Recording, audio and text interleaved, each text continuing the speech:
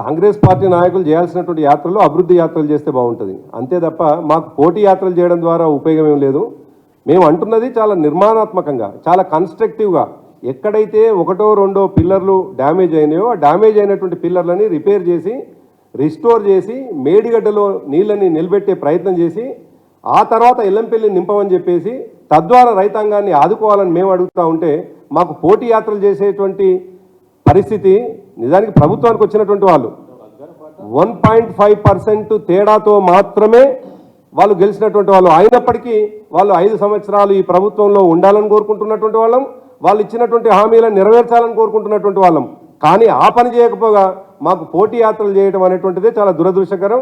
దాంతో అర్థమవుతా ఉంది వాళ్ళ డొల్లతనం ఏందో, దాంతో అర్థమవుతా ఉంది ఈ రాష్ట్రాన్ని అధోగతి పాలు చేయడానికి వాళ్ళు చేస్తున్నటువంటి ప్రయత్నాలు ఏందో చాలా స్పష్టంగా అర్థమవుతా ఉన్నాయి. Thank you.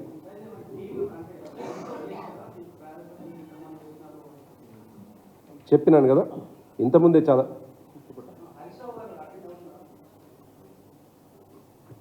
మేము రేపు వెళ్ళేటువంటి టీంలో ఎంపీలు, ఎమ్మెల్యేలు, ఎమ్మెల్సీలు, మాజీ ఎంపీలు, మాజీ ఎమ్మెల్యేలు, మాజీ ఎమ్మెల్సీలు, జడ్పీ చైర్మన్లు, వీరితో పాటు మా పార్టీ వర్కింగ్ ప్రెసిడెంట్ గారు, మా పార్టీ సీనియర్ నాయకులు హరీష్ రావు గారు, కడియం శ్రీహరి గారు, మా పార్టీ సీనియర్ నాయకులందరూ కూడా పాల్గొంటా ఉన్నారు.